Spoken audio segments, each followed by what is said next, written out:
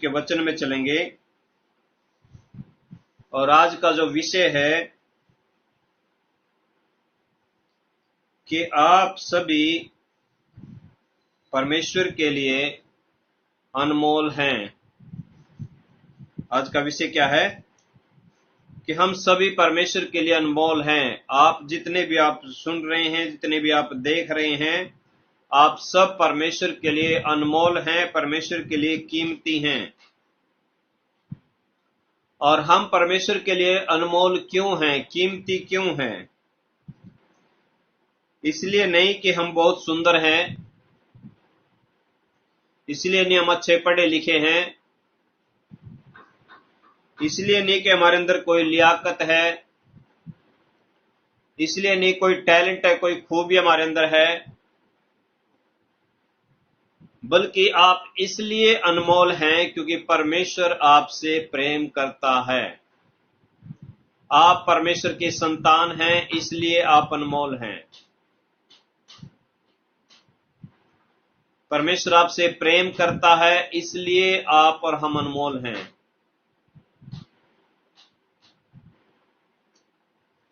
क्योंकि यूहन्ना 3:16 में हम जब पढ़ते हैं, बहुत ही फेमस आयत है, क्योंकि परमेश्वर ने जगत से ऐसा प्रेम रखा कि उसने अपना इकलौता पुत्र दे दिया ताकि जो कोई उस पर विश्वास करे वह नष्ट ना हो परंतु अनंत जीवन पाए। क्या किया कि परमेश्वर ने जगत से ऐसा प्रेम रखा कि उसने अपना इकलौता पुत्र दे दिया। कितना प्रेम परमेश्वर हमसे करता है कि उसने इकलौता पुत्र प्रभु यीशु मसीह, जिसमें कोई भी पाप नहीं था, उससे हमारे पापों के लिए दे दिया और हमारा पाप उसी के ऊपर लाद दिया और वो हमारे पाप को लिए हुए क्रूस के ऊपर बलिदान हो गए। और फिर जब हम पहला कुरिन्थियों 6:20 में पढ़ते हैं, क्योंकि दाम देकर मोल लिए गए हो, इसलिए अपनी देह के द्वारा परमेश्वर की महिमा करो। क्योंकि दाम देकर मोल लिए गए हैं। हमें परमेश्वर ने, प्रभु यीशु मसीह ने हमें मोल खरीदा है अपने लहू के द्वारा। इसलिए आप और हम क्या हैं? अनमोल हैं। हर एक व्यक्ति, चाहे वो परमेश्वर को जानता है या नहीं जानता है, चाहे परमेश्वर को मानता है या नहीं मानता है, हर एक व्यक्ति परमेश्वर के लिए अनमोल है, कीमती है। क्योंकि यूहन्ना 3:16 में स्पष्ट लिखा है कि परमेश्वर ने जगत से ऐसा प्रेम रखा, सिर्फ ईसाइयों से नहीं बल्कि पूरे जगत से परमेश्वर ने ऐसा प्रेम रखा कि उसने अपना इकलौता पुत्र दे दिया ताकि जो कोई उस पर विश्वास करे वो नाश ना हो बल्कि अनंत जीवन पाए। अब बात आ जाती है कि जो इस बात पर विश्वास करता है कि प्रभु यीशु मसीह मेरे गुनाहों के लिए, मेरे पापों के लिए मारे गए, गाड़े गए और मौत को हराकर तीसरे दिन जी उठे, जब हम इस बात पर विश्वास करते हैं तो हम अनंत जीवन के क्या वारिस बन जाते हैं। हालेलुया। हो सकता है कि हम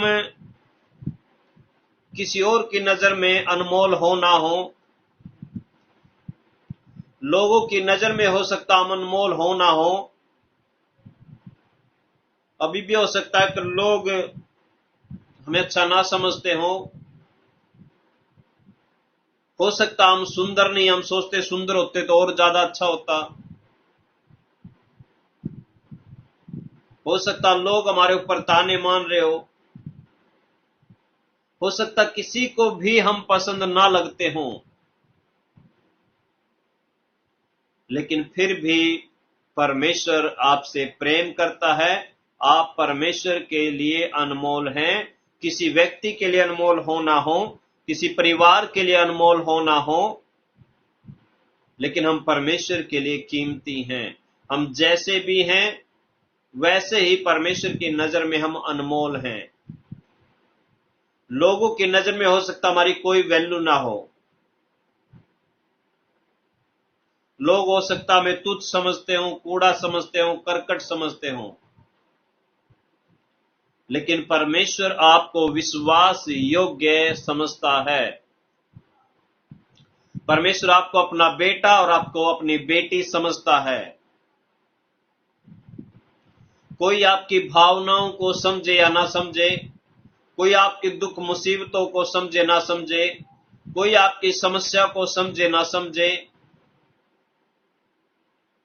लेकिन आपका परमेश्वर आपको समझता है।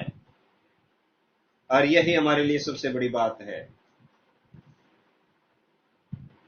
कि कोई है जो हमारे बुराइयों का बोझ, पाप हमारे ऊपर नहीं थोपता, वो हमारे ऊपर दोष नहीं लगाता, बल्कि क्षमा करता है और हमें तसल्ली देता है और हमें शांति देता है, हमें हौसला देता है। लोग सुनते हैं, दोष लगाते हैं, लेकिन जब आप परमेश्वर के सामने जिस भी हालात में हो, जिस भी प्रॉब्लम में हो, जिस भी समस्याओं में हो सकता आपको लगता हो कि मैं परमेश्वर के सामने खड़ा होने के योग्य नहीं हूं, लेकिन जब भी हमें लगता है तो परमेश्वर हमारे साथ है, वो हमसे प्रेम करता है, वो हमारे ऊपर दोष लगाने के लिए नहीं बल्कि क्षमा करने के लिए आया है। उसने कहा मैं दोष लगाने नहीं आया, बल्कि वो क्षमा करने और मेल मिलाप करवाने आया है हमारा पिता के साथ। इतना परमेश्वर आपसे प्रेम करता, इतना अनमोल, इतना कीमती आप परमेश्वर की नजर में हैं।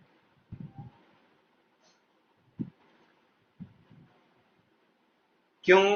क्योंकि परमेश्वर का वचन कहता है कि मैंने जगत के मूर्खों को, तुच्छों को, जिन्हें लोग कुछ नहीं समझते, ऐसे ही लोगों को परमेश्वर का वचन कहता है मैंने चुन लिया है, जो तुच्छ हैं, जो निकम्मे, जिन्हें लोग कुछ नहीं समझते। और ऐसे हम ही थे, लेकिन परमेश्वर ने हमें क्या किया है? चुन लिया है, और हम अनमोल हैं परमेश्वर की नजरों में। और कुछ उदाहरण है बाइबल से। सामरी स्त्री का जब हम उदाहरण पढ़ते हैं यूहन्ना 4:9 में, सामरी स्त्री वो स्त्री थी जिसे सभी लोग नफरत करते थे, क्योंकि जब हम इसके कैरेक्टर को पढ़ते हैं, इसका कैरेक्टर अच्छा नहीं था। लोग इसके साथ चलना पसंद नहीं करते थे, लोग इसके साथ बात करना पसंद नहीं करते थे।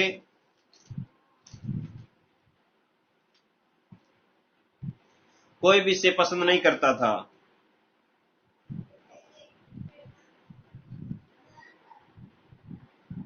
लेकिन प्रभु यीशु मसीह ऐसे ही लोगों को पसंद करता है जिन्हें कोई पसंद नहीं करता। हम जिस भी रूप में हैं, जिस भी रंग में हैं, जैसा भी हमारा नक्शा है, हम ये ना सोचे ले मैं तो और अच्छा सोना, मेरा नानक वैसा होना था, मेरा वैसा होना था, मैं गोरा होना था, मैं ये होना था, मैं उसके जैसा दिखना था। हम बहुत सी ऐसी उलझनों में फंसे रहते हैं, क्योंकि मैं सोना होता, अच्छा होता तो लोग मुझे पसंद करते, घर के मुझे पसंद करते। कई बार इन्हीं कमजोरियों को हम अपने दिमाग पर ले बैठते हैं। लेकिन आप जैसे भी हैं, जिस भी रंग में हैं, जिस भी रूप में हैं, आप परमेश्वर की कारीगरी हैं। आपका रंग रूप किसी मनुष्य ने नहीं बनाया है, बल्कि आपका रंग रूप जो भी है वो सब कुछ परमेश्वर ने बनाया है। और आप परमेश्वर के लिए बहुत सुंदर हो।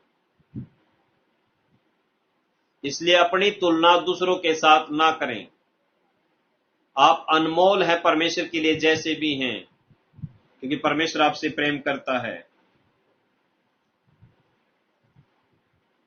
तो सामरी स्त्री है, यहां पर जब हम इसका जिक्र देखते हैं 4:7 से, इतने में एक सामरी स्त्री जल भरने आई। यीशु ने उससे कहा, मुझे पानी पिला, क्योंकि उसके चेले तो नगर में भोजन मोल लेने को गए थे। और उस सामरी स्त्री ने उससे कहा, तू यहूदी होकर मुझ सामरी स्त्री से पानी क्यों मांगता है? क्योंकि यहूदी सामरियों के साथ किसी प्रकार का व्यवहार नहीं रखते थे, क्योंकि यहूदी लोग सामरियों को तुच्छ समझते थे, जिस तरह से छोटी कास्ट वालों को समझा जाता है। वो उस गांव को भी जाना पसंद नहीं करते थे, लेकिन प्रभु यीशु मसीह वहीं पर गया जिनसे लोग नफरत करते थे, जिन्हें लोग तुच्छ समझते थे। यीशु ने उत्तर दिया, यदि तू परमेश्वर के वरदान को जानती और यह भी जानती कि वह कौन है जो तुझसे कहता है मुझे पानी पिला, तो तू उससे मांगती और वह तुझे जीवन का जल देता।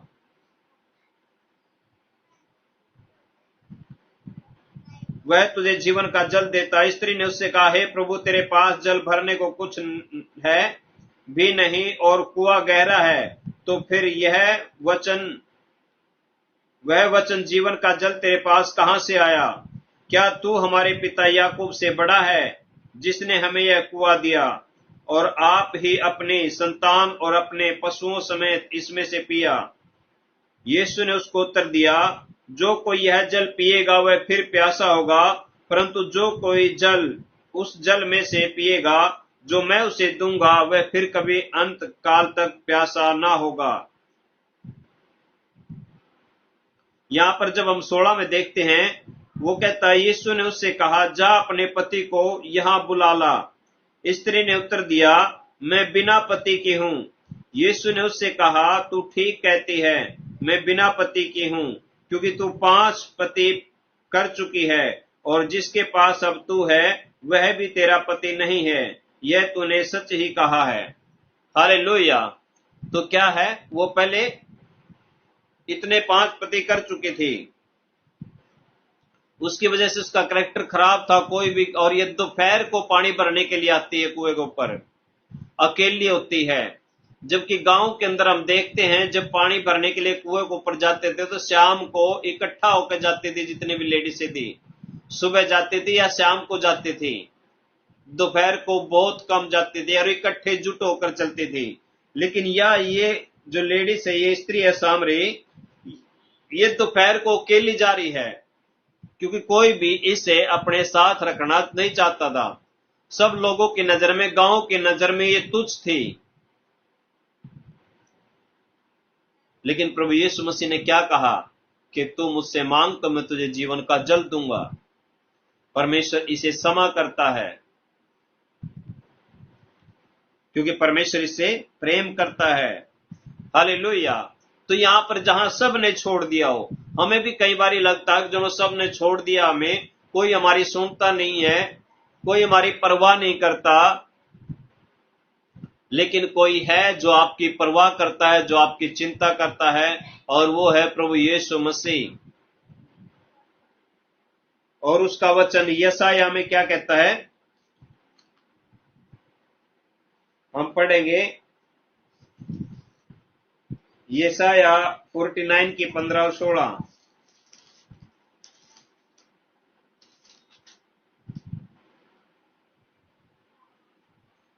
क्या यह हो सकता है कि कोई माता अपने दूध पीते बच्चे को भूल जाए और अपने जन्माए हुए लड़के पर दया ना करे? हाँ, वह तो भूल सकती है, परंतु मैं तुझे नहीं भूल सकता। देख, मैंने तेरा चित्र अपनी हथेली पर खोद कर बनाया है, और तेरी शहरपनाह सदैव मेरी दृष्टि के सामने बनी रहती है। हालेलुया। परमेश्वर क्या कहता है कि मैं तेरी मां से भी बढ़कर तुझसे प्रेम करता हूं। हम समझते हैं संसार के अंदर कि मां से बढ़कर कोई प्रेम नहीं करता, लेकिन परमेश्वर कहता है कि मैं तेरी मां से भी बढ़कर तुझसे प्रेम रखता हूं, और मैंने तेरा चित्र अपनी हथेली पर खोद कर बनाया है।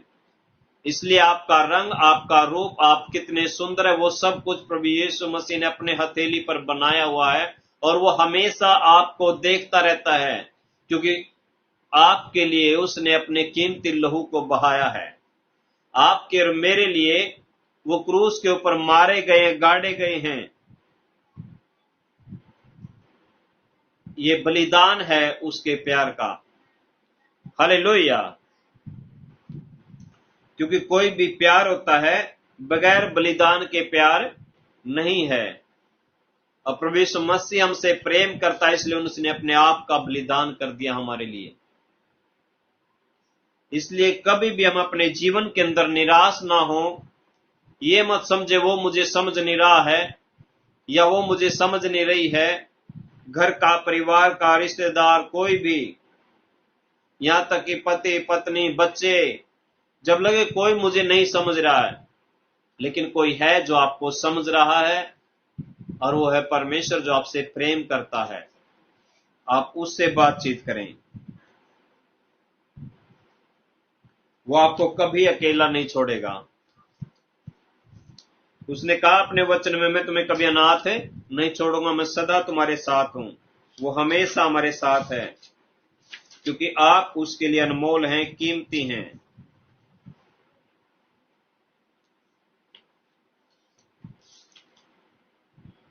और भी है बाइबल के अंदर।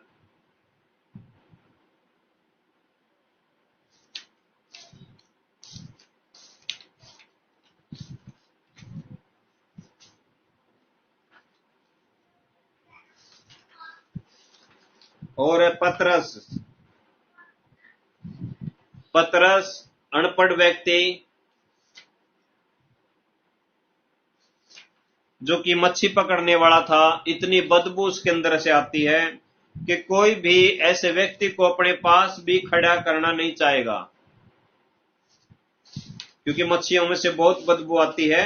और वो मच्छी पकड़ने वाला सारे हर समय वो मच्छियों के अंदर रहता है, तो उसके अंदर से कितनी बदबू आती होगी। अब अगर वो अपने आप को ये समझे कि मैं तो मछियारा हूं, मेरे में से बदबू आती है, कोई भी मुझे अपने पास नहीं बिठाएगा,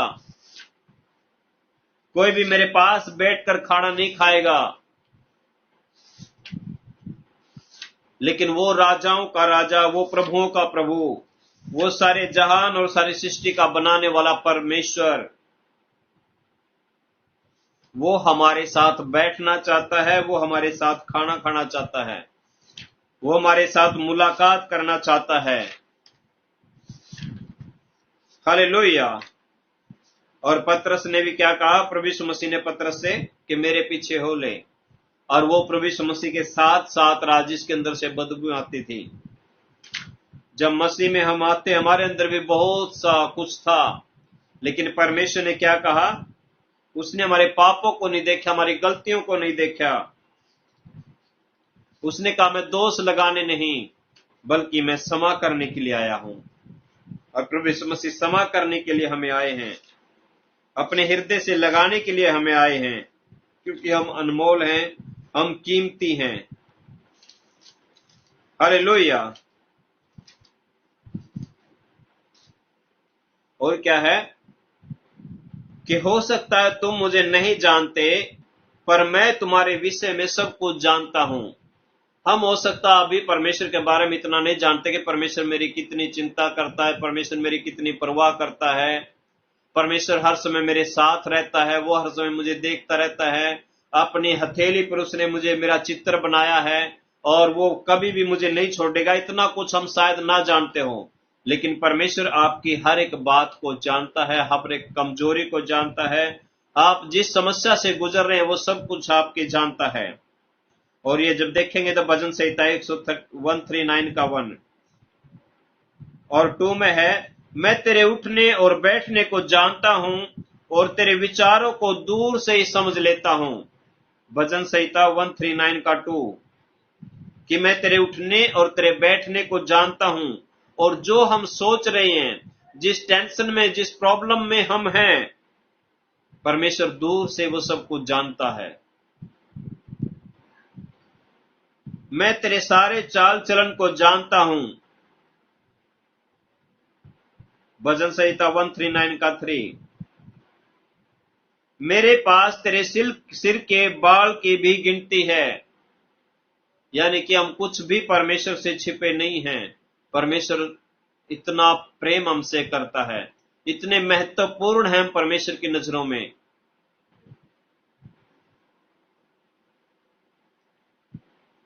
तुम मुझ में जीते और चलते फिरते हो, तुम मेरे वंशज हो। मैं तुमको माता के गर्भ में आने से पहले ही जानता हूं।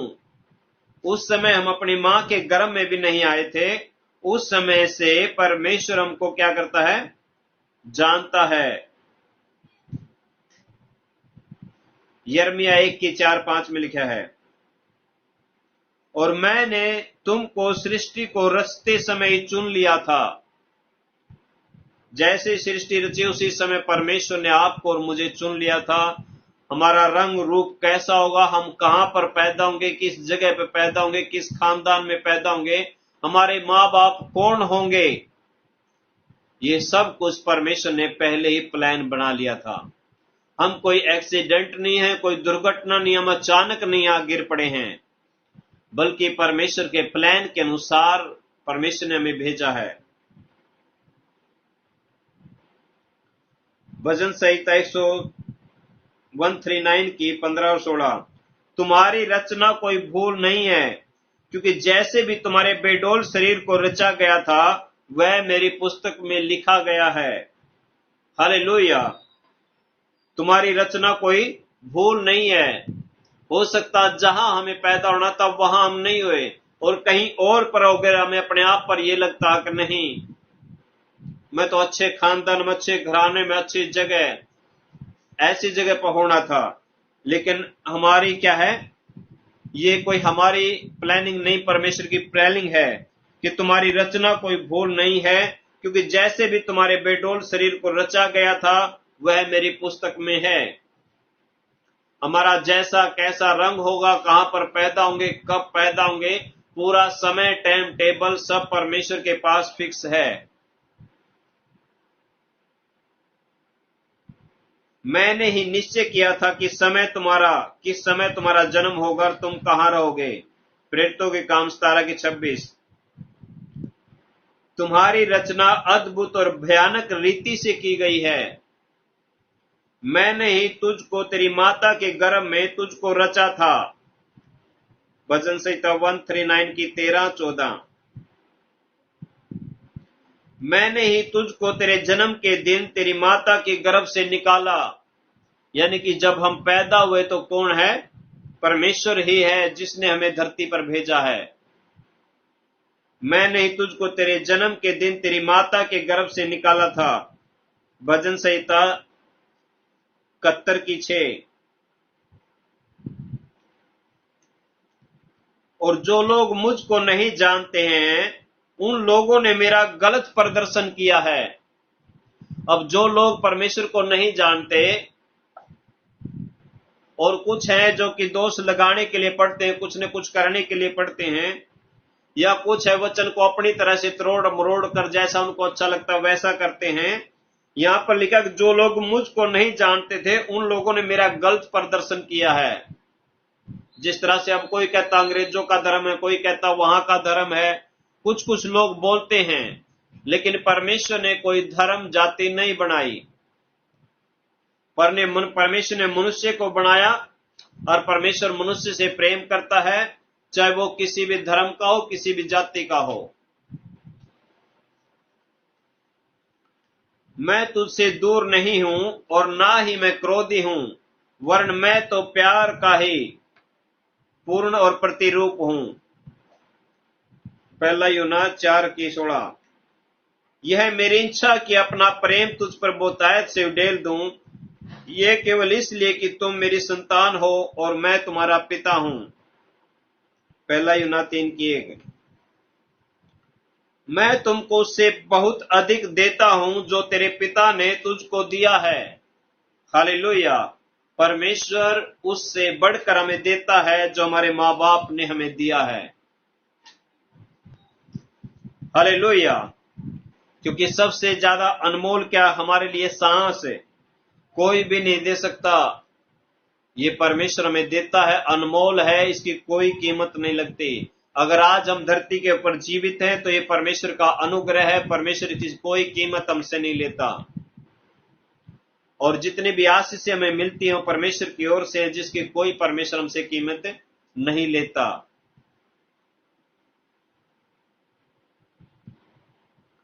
क्योंकि मैं सर्वोत्तम पिता हूं, तुझको जो कुछ भला प्राप्त होता है वह मेरे ही हाथों के द्वारा आता है। याकूब 1:17, मैं ही तेरा पूर्ति करता हूं और मैं ही तुम्हारी सारी जरूरतों को पूरा करूंगा। परमेश्वर हमारी हर एक जरूरतों को पूरा करता है और वो हमेशा करेगा। मत्ती 31:33, मेरी योजनाएं जो तुम्हारे लिए हैं वह सदा आशा से भरी होती हैं। यिर्मयाह 29:11, मैं तुमसे अनंत काल तक के लिए प्रेम करता हूं। परमेश्वर का प्रेम सिर्फ थोड़े समय के लिए नहीं बल्कि अनंत काल तक के, उसका वादा कि मैं तुम्हें कभी नहीं छोड़ूंगा। और सदा सदा होता जो कभी ना खत्म होने वाला। मैं कभी भी तेरे लिए भला करना नहीं छोड़ूंगा। परमेश्वर अपने वादे पे अटिक है। हम हो सकता है परमेश्वर को भूल जाते हैं, हम परमेश्वर को भूल जाते हैं, छोड़ देते हैं, दूर चले जाते हैं, लेकिन परमेश्वर क्या है, उसका वादा है कि मैं कभी तेरा भला करना नहीं छोड़ूंगा। क्योंकि परमेश्वर अपने वचन में क्या है, बंधा हुआ है। उसने कह दिया तो कह दिया, वो हमेशा हमारा भला करेगा। क्योंकि परमेश्वर भला भला भला करने वाला परमेश्वर है। परमेश्वर बुरा नहीं कर सकता। यिर्मयाह 32:40 और निर्गमन 19:5, क्योंकि तू मेरा निज कीमती धन है। हम परमेश्वर के लिए कीमती हैं, अनमोल हैं। और मैं तुझको महान और अद्भुत चीजें दिखाना चाहता हूं। यिर्मयाह 33:3, परमेश्वर और महान और अद्भुत चीजें हमें दिखाना चाहता है। जिस तरह से एक पिता होता है, वो सोचता है कि मैं दुनिया भर की सारी खुशियां अपने परिवार को, अपने बच्चों को दे दूं। वो सारा दिन मेहनत करता है, किसके लिए? अपने बच्चों के लिए। इसीलिए परमेश्वर हमसे बेइंतहा प्रेम करता है और वो हमें अद्भुत चीजें देना चाहता है। यदि तुम मुझे अपने पूरे दिल से ढूंढो तो निश्चय मुझे पा लोगे। सो मैं तुझ में आनंदित रहे और मैं तुझको तेरे दिल की सारी अभिलाषाओं को पूरा कर दूंगा। क्योंकि मैं ही हूं जिसने तुझको वह इच्छाएं दी हैं। फिलिप्पियों 2:13, मैं तेरे लिए जो तू सोच भी नहीं सकता उससे कहीं अधिक कर देने की क्षमता रखता हूं। इफिसियों 3:20, जो हम सोच भी नहीं सकते, इतने अनमोल हैं परमेश्वर के लिए, इतने कीमती हैं परमेश्वर के लिए कि जिसने, ये तो संसारिक आशीषें हैं, आत्मिक आशीषें हैं। अरे जिसने अपनी जान ही हमारे लिए दे दी, जिसने कतरा कतरा हमारे लिए दे दिया, तो क्या और चीजें हमारे लिए रख छोड़ेगा? नहीं, वो अच्छे से अच्छे हमें देना चाहता है। क्या कहता है? मैं तेरे लिए जो तू सोच भी नहीं सकता उससे कहीं अधिक कर देने की क्षमता रखता हूं। मैं ही तेरा सबसे बड़ा उत्साहित करने वाला मित्र हूं। हालेलुया। हो सकता कोई मित्र हमें इतना उत्साहित ना कर पाए, लेकिन परमेश्वर क्या कहता है? मैं तेरा मित्र हूं और तुझे उत्साहित करता हूं। दूसरा थिस्सलुनीकियों 2:16-17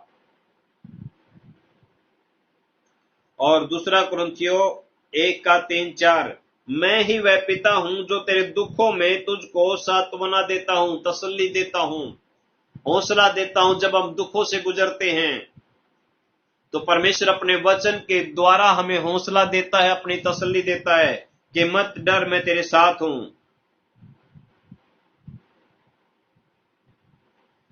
और एक दिन मैं तेरे आंखों के हर एक आंसू को पोंछ डालूंगा। तब मैं तेरी सारी पीड़ा दुख दूर कर दूंगा और जो तूने संसार में सहे हैं। प्रकाशित वाक्य 21:3 और 4, एक दिन वो आएगा जो आंसू हम यहां पर बहा रहे हैं।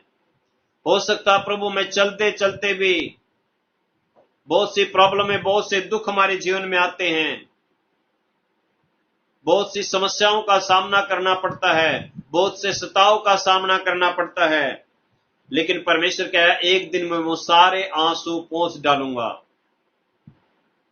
और वो सारी पीड़ा दूर कर दूंगा हमेशा हमेशा के लिए। मैं तेरा पिता हूं और मैं तुझसे वैसे ही प्रेम करता हूं जैसा मैंने यीशु से किया है। यूहन्ना 17:23। क्योंकि यीशु के द्वारा ही मेरा प्रेम प्रकट हुआ है। यीशु ने ही, प्रभु यीशु मसीह ने ही परमेश्वर को हमारे ऊपर प्रकट किया है, परमेश्वर के प्रेम को हमारे ऊपर प्रकट किया है। क्योंकि हम कैसे जान सकते थे कि परमेश्वर कैसा है, परमेश्वर का स्वभाव कैसा है, परमेश्वर का चाल चलन कैसा है, परमेश्वर की बातें कैसी हैं, किसने बताया हमें?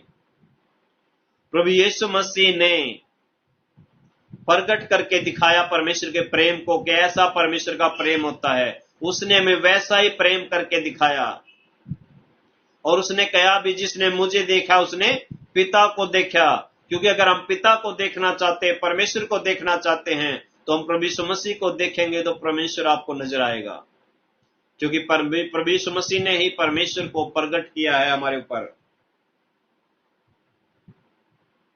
उसी ने तुमको बताया था कि मैं तुम्हारे पक्ष में हूं, तुम्हारे विरोध में नहीं।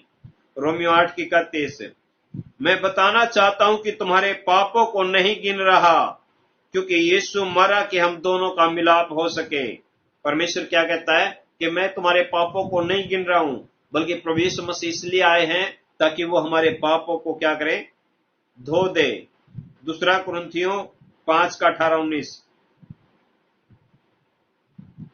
यीशु की मृत्यु इस बात का सबूत है कि मैं तुमसे कितना प्रेम करता हूं। प्रभु यीशु मसीह की मृत्यु इस बात का सबूत है कि परमेश्वर हमसे कितना प्रेम करता है। हम आज किसी के लिए, किसी की मदद करनी हो तो भी 10 बारी सोचते हैं, लेकिन यहां तो परमेश्वर ने, और जहां अपने बच्चे की बात आ जाए तो उसके लिए हम कुछ नहीं। क्या हम अपने बच्चे को दे सकते हैं किसी के लिए, और वो भी उस व्यक्ति के लिए जिसका हमें पता है कि ये बेकार है, ये घटिया है, जिसे सारे लोग थुतकारते हो, जिसे लोग नफरत करते हो सकता वो नशेड़ी, हो सकता वो जुआरी, हो सकता पापियों की सबसे बड़ा। क्या ऐसे व्यक्ति के लिए हम अपने बेटे बेटी को दे सकते हैं? भले व्यक्ति के लिए तो कोई भी दे दे, हो सकता कोई राष्ट्रपति या प्रधानमंत्री है, उसके लिए तो कोई भी दे दे, लेकिन एक तुच्छ और निकम्मे बेकार लोगों के लिए कोई अपने आप बच्चे को दे सकता है? नहीं दे सकता। लेकिन परमेश्वर ने दिया है हमारे लिए प्रभु यीशु मसीह को, क्योंकि हम ऐसे ही थे। मैंने अपना सब कुछ न्यौछावर कर दिया कि मैं तुम्हारे प्रेम को पा सकूं। रोमियो 8:31-32। सो यदि तुम मेरे पुत्र यीशु की भेंट को स्वीकार करते हो तो तुम मुझे स्वीकार करते हो। पहला यूहन्ना 2:23। तुम घर आ जाओ और मैं स्वर्ग में सबसे बड़ा उत्सव मनाऊंगा, जैसे मैंने कभी नहीं देखा, जैसा तुमने कभी नहीं देखा होगा। लूका 15:7। जब भी एक पापी अपने मन को फिराता है तो परमेश्वर स्वर्ग के अंदर लाखों करोड़ों स्वर्गदूतों के साथ आनंद मनाता है कि आज मेरा बेटा मेरे पास आ गया है। मैं सदा से पिता हूं और पिता ही रहूंगा। इफिसियों 3:14-15। क्या है? मैं सदा से पिता हूं और पिता ही रहूंगा। और जब हम पिता बन जाते तो हम अच्छी तरह से वैल्यू समझते हैं बच्चों की, और एक पिता होने का अनुभव को समझते हैं कि माँ बाप हमेशा ये चाहते हैं कि जो मुसीबत मेरे बच्चों पे आनी वो मेरे ऊपर आ जाए, लेकिन बच्चों को कुछ ना हो। इसी तरह से परमेश्वर हमसे करता है, वो हमारी मुसीबतों को भी अपने ऊपर ले लेता है। मेरा प्रश्न यह है, क्या तुम मेरी संतान बनना चाहते हो? यूहन्ना 1:12-13। मैं तुम्हारी प्रतीक्षा कर रहा हूं। लूका 15:11-32 तक। क्या है? परमेश्वर कहता है, क्या तुम मेरी संतान बनना चाहते हो? और परमेश्वर हमारी प्रतीक्षा कर रहा है, क्योंकि आप परमेश्वर की नजर में अनमोल हैं, कीमती हैं। हालेलुया। आप परमेश्वर की नजर में क्या हैं? कीमती हैं, अनमोल हैं। आप, हो सकता है किसी की नजर में हो या ना हो, क्योंकि आज के समय में जब हम संसार के अंदर देखते हैं, किसी को अपना रंग पसंद नहीं होता, किसी को अपना चेहरा पसंद नहीं होता, किसी कहते हैं यहाँ दाग है, झुर्री है, ये है, वो है। मुझे तो मतलब दूसरों से कल्पना करते हैं कि मुझे तो इतना सुंदर होना चाहिए, मुझे इतना सुंदर होना चाहिए। लेकिन आप जैसे भी हैं, आप कोई भूल नहीं है। आप परमेश्वर की प्रजा हैं, और परमेश्वर ने ही आपका रंग रूप सब कुछ परमेश्वर ने ही सिलेक्ट किया है। आप परमेश्वर की नजर में कीमती हैं, बहुत सुंदर हैं। आप बाहरी शरीर को मत देखें, बल्कि अंदर को देखें कि परमेश्वर किस चीज से प्रसन्न होता है। Hallelujah, hallelujah.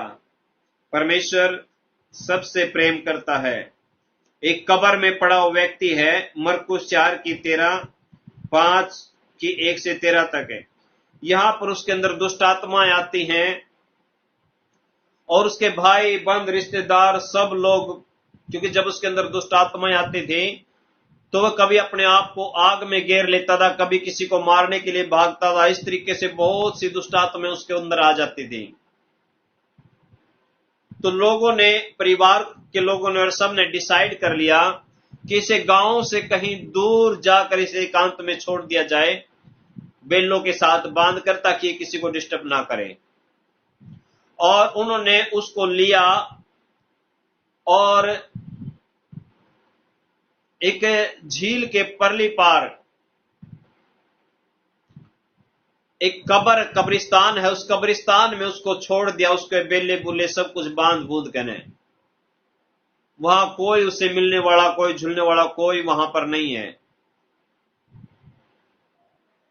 अब एक बारी जब कहीं न कहीं उसको होश आता होगा, तो उसे क्या लगता होगा, परमेश्वर मैं कहां पर हूं? कोई भी मुझे देखने नहीं आ रहा, कोई भी मेरे परिवार की मेरी चिंता करने के लिए नहीं आ रहा, कोई मुझे खाना देने के लिए नहीं आ रहा है, कोई मेरा हाल चाल पूछने के लिए नहीं आ रहा है। सब ने उसे छोड़ दिया है। लेकिन आप समझे, संसार ने छोड़ दिया है, परमेश्वर ने उसे नहीं छोड़ा है। प्रभु यीशु मसीह भीड़ की भीड़ को छोड़कर और चेलों को कहते हैं, आओ हम उस पार चलें।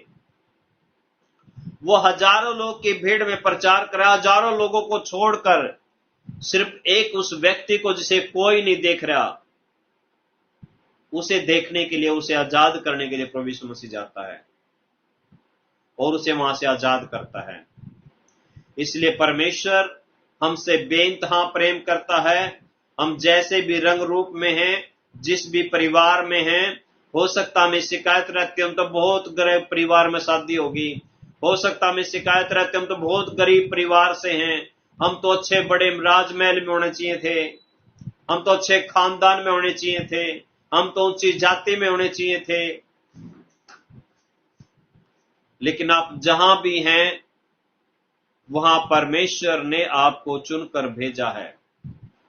कि उसका वचन कहता है, मैंने ऐसे ही लोगों को चुन लिया है जो जगत के कूड़ा और करकट है, जिन्हें लोग कुछ नहीं समझते। Hallelujah, hallelujah. तो आप परमेश्वर की नजर में अनमोल हैं, कीमती हैं। कभी भी अपने आप को तुच्छ ना समझें। आप समझें, आप परमेश्वर की राजाओं की राजा की संतान हैं। आप नॉर्मली नहीं हैं। परमेश्वर ने आपको चुना है, आपको राजपदधारी याजकों का समाज आपको बना दिया है। परमेश्वर ने शाही खानदान के बना दिया है, परमेश्वर ने आपको और मुझे, क्योंकि आप उसके लिए कीमती हैं। हालेलुया। परमेश्वर इन वचनों के द्वारा हम सभी को आशीष दे। और आइए सभी जन अपनी आंखें बंद करेंगे और हम प्रार्थना करेंगे। हालेलुया, धन्यवाद महान सामर्थी परमेश्वर, राजाओं के राजा, प्रभुओं के प्रभु, सारे जहान और सारी सृष्टि के बनाने वाले परमेश्वर पिता, इस समय प्रभु यीशु मसीह के सामर्थी नाम से पिता हम प्रार्थना करते मेरे परमेश्वर, एक एक जन के लिए मेरे परमेश्वर, आपकी प्रजा, आपके चुने गए लोग है मेरे परमेश्वर, आपने अपने कीमती लहू से खरीदा है मेरे परमेश्वर प्रभु यीशु मसीह। हम जिस भी बेडोल तत्व में बनाए गए हैं, जिस भी रंग रूप में बनाए गए मेरे परमेश्वर, वो आपके लिए अनमोल है, वो आपके लिए कीमती है मेरे परमेश्वर। यस प्रभु यीशु मसीह, पवित्र आत्मा जी, आज जो पिता परमेश्वर अपने आप को कम समझते थे या कहीं न कहीं अपने आप को तुच्छ समझते थे, मेरे परमेश्वर हर एक वो शर्मिंदगी यीशु के नाम से उनके जीवन से नष्ट हो जाए और वो अपने आप में सोचे मेरे परमेश्वर कि वो आपकी संतान है पिता परमेश्वर, वो राजाओं के राजा की संतान है मेरे परमेश्वर। धन्यवाद पिता परमेश्वर, सारी महिमा आपको देते, इस प्रार्थना को हमारे उद्धार करता प्रभु यीशु मसीह के नाम से मांगते हैं, आमीन। अपनी आंखों को इस तरह बंद रखेंगे और हम लास्ट प्रार्थना करेंगे पास्टर सुनील मसीह जी के साथ।